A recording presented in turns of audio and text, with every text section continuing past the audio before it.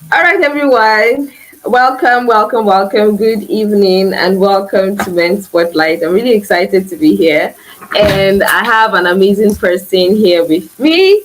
And I'm just going to let him introduce himself because he's doing amazing work, amazing work. So I was having a conversation over the weekend, and because I saw like a demonstration of I mean, you're going to hear all of that, but I mean, seeing all that, I'm like, oh my God, this is something. This is something. So, guys, you're up for an exciting segment because this is something that I feel personally inspired by. So I feel that that's something that you're going to tap into as well. So, my name is Agnes Onyekere Disu, and as you know, I'm going to be the host for today, and I'm just going to let our guest introduce himself. Yes, over to you. All right. Good day, everyone. And thank you, Agnes, for giving me the opportunity to be with you today. I'm so excited. So, my name is Abdulbasit Bashir. I'm the founder and business development manager at Revnics Energy. So, back then, there is these small boys that normally come around to come and pick board from us. That's the spoiled board, the scrap board from our shop back then. So, not knowing that that is the electronic waste we are talking about. So, I begin to like, oh, so this thing is an electronic waste. Then, what again is an electronic waste? I began to do my research on electronic waste. I came to realize that the battery that your system has is also an electronic waste. So that's how the journey began. I started by looking at some battery that we have left over because we do discard everything. We just call these guys around us that normally pick things around. Oh yeah, you guys should come and pick this thing. And instead of at times we do give them money that okay, take, help me to dump things. So the children will feel like, wow, you are giving me money for what I want to go and make money with. So they will be like, I'm surprised for this. So we never knew that yes, it's something that you can generate money from. And these guys are making cool money from that. And that never come to our awareness, not until when I found that caption that electronic waste. So from there, I began by, okay, there is this thing we normally do back then when we were young. We use Tiger battery, and there is this torchlight light that we do use back then. There's something just pop up to me that what can I do with this? Oh, we do something like this back then. So I began to play around it. And meanwhile, when we were at school, there is this issue of there is no light in the hostel. At times you use 5 6 hours, you can't charge your phone, you can't do anything. So everything just come in line in terms of okay, I saw this, and during that period that I saw the news, I was about to graduate. Then it's just like a month to my graduation, or yeah, a month to my graduation. So I left the school, and that is how the journey began. That okay, since I have this and I have this, and this thing can also produce electricity.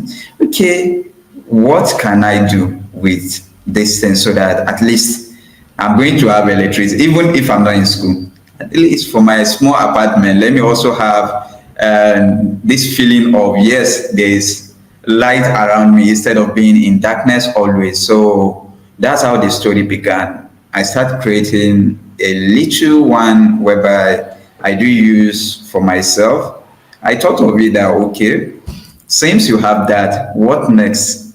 What is it again? Do you need as a person? So I need something that can charge my phone. So more research and should I say consulting those people that are ahead of me in terms of electronics repair. Though I'm not into electronic repair before now, but at times we do call ourselves engineer back then when we were in school. So I now realize that I'm not even closer to that engineering aspect, because if you should look at it very well, you study electrical and electronics engineering in school, but you can't come up with an innovation. So I feel like this is not me. I need to do something for myself. Okay, there is this thing that normally move me always. What next? I don't ask myself this question, what next? Because back then in school, when we are about to finish, I asked myself, what next? What am I doing next? After school, then what? Am I going to sit at home, or will I use my certificate to do something? So all these things have been running around my head that, okay, what next can I do? Then what comes to my brain back then was, okay, let me go and learn one thing. Let me learn a trade. Let me learn handwork. And meanwhile, I have this knowledge of computer repair. So I kept it one side and I moved out there to go and learn. As a graduate, learning something new. So it was a kind of, do you think you can learn with us? I said, sir, I can learn anything and I can do anything. So that's how the journey began. That's how the journey began.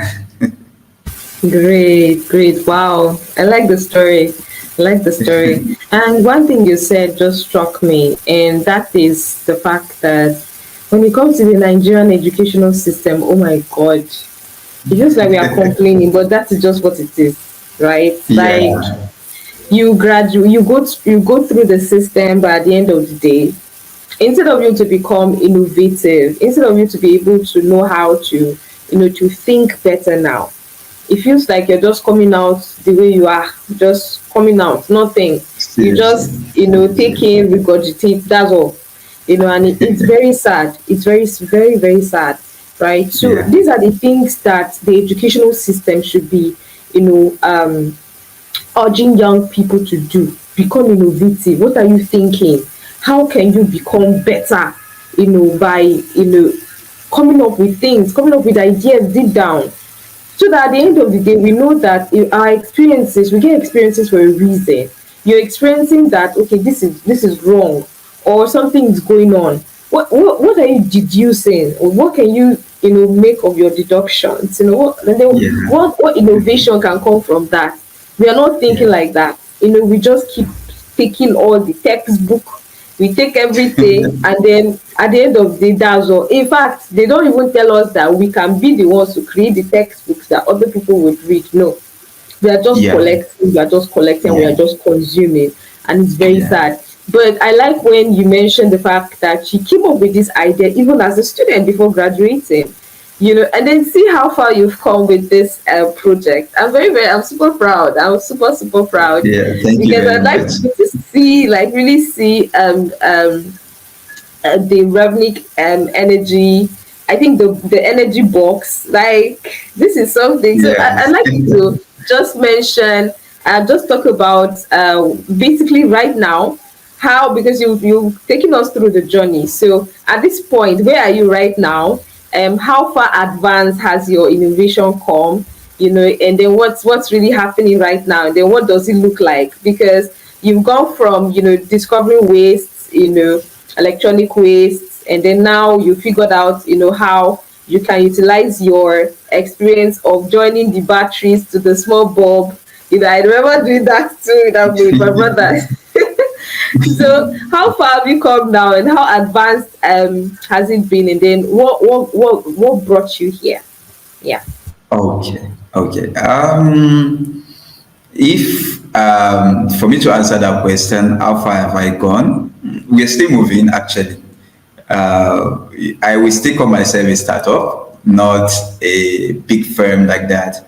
But so far, we've been able to like do one or two things, from the lighting alone to something that at least I don't know if you've heard of power generator before, or something like that. Maybe solar power generator that you found around. So we've moved from just only bulb transitioning to a solar power generator. And we also looked at the aspect of, okay, I do most of my work using system, and my system at times do have these battery issues. So we come up with an idea of having a kind of power bank for laptop as well. So we have, should I say, we have like 3 to 4 products now, from just light to a product. So the journey has been a kind of challenging in terms of, okay, how can you, or who are your target customer? As in, at times you do something amazing to yourself, but to those people you are doing it to, it should be like, I'm not even okay by it. You get. So the first thing we first come out with was a kind of, okay, let's do something for tech guys. Let's do laptop power bank. That's the first thing we first come up with. And on that note, we realized that the power bank we did for tech guys was actually for ourselves, not the tech guys, because it was so challenging that many ideas was now coming in, because I felt like, okay, since I'm using it for my system, then I think everyone can use it for his or her system. But along the line, came to realize that you can use it for all other systems. You can use it for some certain part of system, like MacBook. You can use it for MacBook, but any other system, that you can use it on it. So we now thought of it that, okay, since we have laptop power bank, why can't we do something that it should be a kind of generic stuff? It won't be a kind of okay, you can only use it for a particular set of laptop, like that. So that's when the idea of solar power generator came in, combining battery and inverter together, and solar system, or let me say solar panel. So coming up with that, we should I say, we are still in the market. We are still a kind of advertising that for people to like, okay, this is a solution to your problem. But we came to realize that those and our target customer, which are the people at the bottom of the pyramid, as in we've not gotten to their end. So looking at that, yes, we are solving problem, but the market is not at the average level. The market is at the bottom level. How can we get to that market? So that's when we come up with a solar lamp. And the solar lamp, virtually everything about the solar lamp is made of waste, both plastic waste, battery waste, cable waste, and all of that. So at least we've moved from point A to point B, and we are hoping to move from point B to C in the nearest future. Great, great. I need to clap at this point. Wow, wow, wow, wow. I need to just quickly ask something. How have you been able to manage with finances? Because I know that that's a huge part for social entrepreneurs, people trying to make the world a better place. You have finance issues. So how, because you've actually come a very long way, Yeah. from coming up with the what I call it now, the power bank, seeing that okay, you need to see how to up your game, and then before you came up with another product, right? So how were you able to finance all of this? Were you having a regular job, a 9 to 5? Were you having so just let us know, like point blank, how were you able to Oh, finance this thing? okay, amazing. This is an amazing question to me. Should I say I have zero naira in my bank account when I started, actually? I mean, zero naira, because back then, what I don't have a job of 9 to 10, or let me say 9 to 5 job. No, I don't think I've done that before. But as a technician, we do move around. Come and help me to check my system here, check my system there. So that's how I get to finance myself. Once I go out for a job, then anything I get from it, I use it for my innovation, for me to bring up something new into what I'm doing. And one thing that helped me most is the fact that I'm not doing it alone. I'm not doing it alone in what sense? In everything you're doing, if you do not have a mentor, then your journey will be a bit slow. Your journey will be slow along the line. So I came across a mentor that was like, okay, this is a fantastic thing you're doing. So have you heard about maybe, or how do you finance yourself? Just as you asked me, I was like, from my pocket to sir, I just want to do something for myself, at least for me to have light in my apartment. That's what brought about this idea. So it was not like, oh, there are many people that do support out there. So if you can apply, if you can key in application, which are grant opportunity around us. So he actually put me through on how to go about the grant stuff. Say, okay, search for opportunity online, try to connect with people, try to be in the room that yes, opportunity is being shared. And ever since then, I've been trying to like apply, as in many sorry, your application doesn't meet our expectations. Sorry, so it has been on and on and on. These people are turning me down, and maybe that's all for me. No, I never relent. I keep on trying and trying. And the first grant opportunity that surfaced that even bring my journey to a closer look, just what we're doing right now, was the MTN Blow My Hustle.